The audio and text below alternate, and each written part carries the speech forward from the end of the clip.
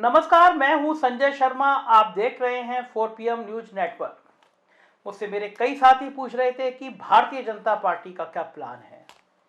उनको यकीन था कि मेरे सूत्र बीजेपी में भी कम नहीं है, और हकीकत यह है कि भारतीय जनता पार्टी में भी अपने मित्रों की संख्या कम नहीं है। भारतीय जनता पार्टी के नेताओं को भी लगता है कि मैं खुल के बोलता हूँ, बेबाक तरीके से बोलता हूँ, तो मुझे सच बता देते हैं। दरअसल बीजेपी में भी दो खेमे हैं। एक खेमा योगी आदित्यनाथ जी का है और एक खेमा उनके खिलाफ का है। जो उनके खिलाफ हैं उसमें तमाम बड़े नाम लिए जाते हैं। उसमें सुनील बंसल का नाम लिया जाता है और दिल्ली दरबार का नाम लिया जाता है। ये लड़ाई पिछले 1 साल से चल रही है, कोई नई नहीं है। जब अरविंद शर्मा जी, जो प्रधानमंत्री नरेंद्र मोदी जी के सबसे करीबी थे, बहुत काबिल अफसर थे, बहुत योग्य इंसान थे और बहुत विनम्र इंसान थे, उन्होंने पीएमओ में लंबे समय तक काम किया।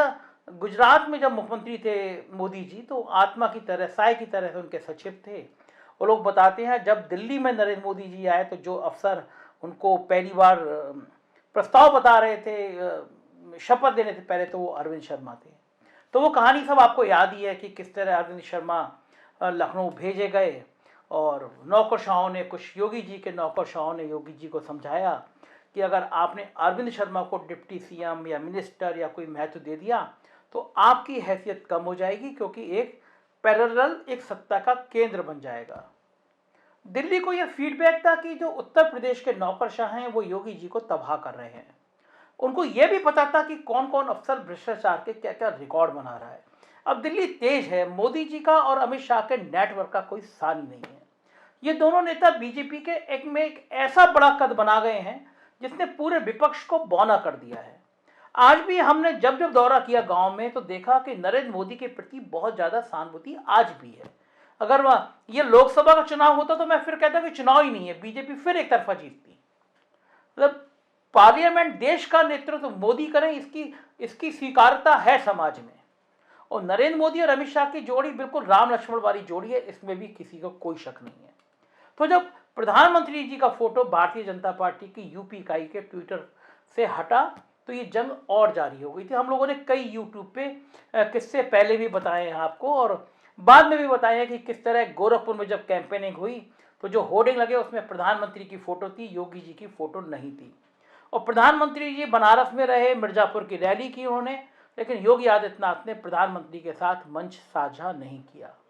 एक फोटो और वायरल हो रही थी, जब प्रधानमंत्री उठते रहे हैं, सब नेता हाथ जोड़े खड़े थे, लेकिन योगी आदित्यनाथ हाथ बांधे खड़े थे। उन्होंने प्रधानमंत्री के हाथ जोड़ के अभिवादन नहीं किया, और उस तस्वीर से और संदेश चला गया कि दोनों के बीच में सब कुछ ठीक नहीं चल रहा है।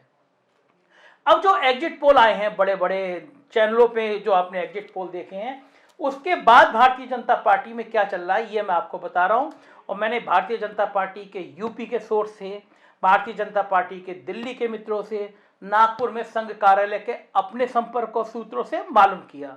मैं संघ में बहुत सक्रिय रहा हूं, संघ के तमाम बड़े लोग मेरे मित्र रहे। रामलाल जी, जो मोदी जी की कभी आत्मा थे, उनसे मेरे पारिवारिक रिश्ते रहे हैं। रामलाल जी दर्जनों बार मेरे यहाँ, मैं उनके यहाँ गया हूँ। तो मेरे हर पार्टी से रिश्ते रहते हैं, कांग्रेस हो, सपा हो, बसपा, मेरे रिश्ते हर एक से इतने अच्छे रहते हैं, क्योंकि जो एक पत्रकार का और एक नेता का गैप होना चाहिए उसका मैं हमेशा मान सम्मान रखता हूं। मैं उनसे किसी कामों को नहीं कहता हूं, वो मुझसे मेरी खबरों को नहीं कहते।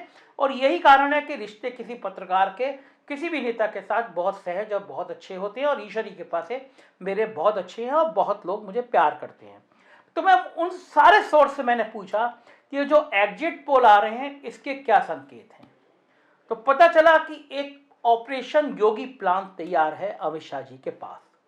ये मैं वो बात बता रहा हूं जो मेरे सोर्सेज ने बताए। मैं इन बातों की कोई पुष्टि नहीं कर रहा कि अमित शाह जी ने बताया हो। कल को आप कहें कि आपने तो कहा था अमित शाह जी ने बताया है। देखिए, जब बड़ा नेता कोई प्लान करता है तो वो खबरें पत्रकारों तक कैसे आती हैं ये आप समझिए।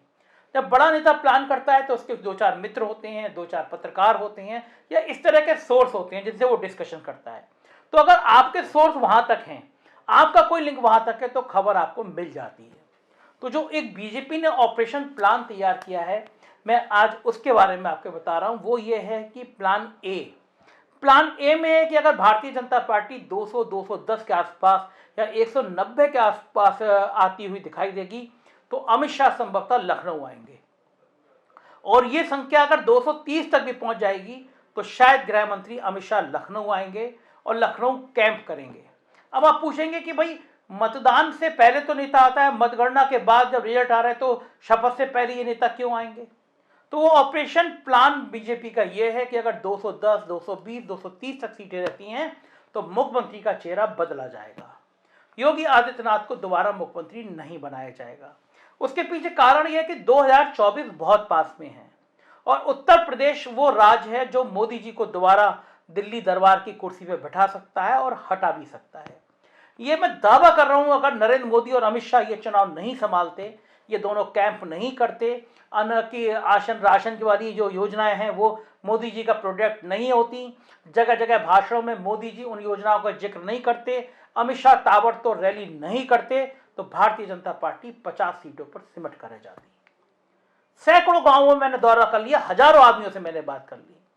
उत्तर प्रदेश सरकार ने जो काम किया उससे बीजेपी की बैंड बज गई है।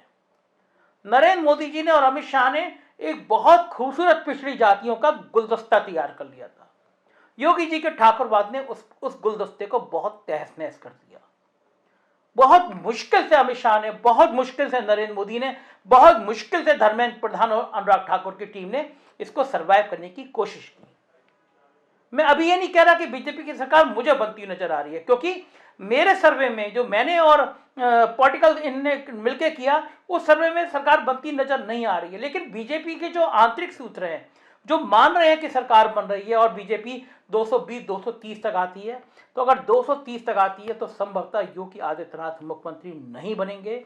एक बहुत ज़्यादा नाम चल रहा है एक दलित और महिला मुख्यमंत्री को बनाने का, वो बेबी रानी मौर्य का नाम है, आगरा की हैं वो। और ये बात चल रही है कि पंजाब में चन्नी को मुख्यमंत्री बना के कांग्रेस ने दांव चला और पूरे देश भर में एक संकेत दिया। 2024 के लिए प्रधानमंत्री नरेंद्र मोदी और अमित शाह की जोड़ी उत्तर प्रदेश में ये प्रयोग दोहरा सकती है और ये प्रयोग दोहराने के लिए बेबी रानी मौर्य का नाम आगे कर सकती है। दलित चेहरा है, महिला हैं और महिलाओं के वोट मिले हैं बीजेपी को, ये उनको लगता है महिला चेहरा होने से और फायदा मिलेगा, ये अनुमान है। प्लान बी, अगर बीजेपी 250 और 300 सीटों तक पहुंच जाती है तो शायद योगी आदित्यनाथ को दोबारा मुख्यमंत्री बनाना पड़ेगा।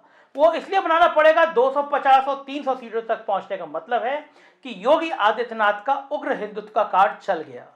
योगी आदित्यनाथ ने उग्र हिंदुत्व कार्ड को जो पश्चिमी उत्तर प्रदेश में चलाने की कोशिश की थी, उन्होंने भारत पाकिस्तान, दाढ़ी, तालिबान, छोटा पजामा, इस तरह के मुद्दे जो उन्होंने उठाए थे, दंगे, राम मंदिर, गर्मी निकाल दूंगा, शिमला बना दूंगा, ये जो मुद्दे उठाए थे, अगर ये मुद्दे काम कर रहे हैं, पश्चिमी उत्तर प्रदेश में भी अच्छी सीटें आई हैं, तो फिर मोदी जी की मजबूरी है कि 2024 तक योगी आदित्यनाथ को मुख्यमंत्री बनाए रखा जाए, क्योंकि ऐसी स्थिति में वो उग्र हिंदुत्व का सहारा लेंगे और एक माहौल बनाएंगे।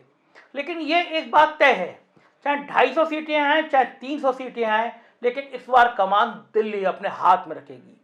2 साल के लिए वो कोई नया प्रयोग नहीं करेगी। अगली सरकार में अरविंद शर्मा की बहुत प्रमुख भूमिका होगी। अगली सरकार में केशव मौर्य का कद बढ़ेगा। अगली सरकार में ब्रजेश पाठक का कद बढ़ेगा। अगली सरकार में उन मिनिस्टर्स का कद बढ़ेगा जिन्होंने संगठन में संघ सामंजस्य बना के एक नई पीढ़ी को जोड़ने का काम किया है। और ये बात योगी आदित्यनाथ को समझाई जाएगी कि पिछली सरकारों की तरह इस बार आप काम नहीं कर सकते, केंद्रीय नेतृत्व की बात माननी होगी, दिल्ली दरबार की बात माननी होगी, तभी आपको दोबारा ताजपोशी करने दी जाएगी।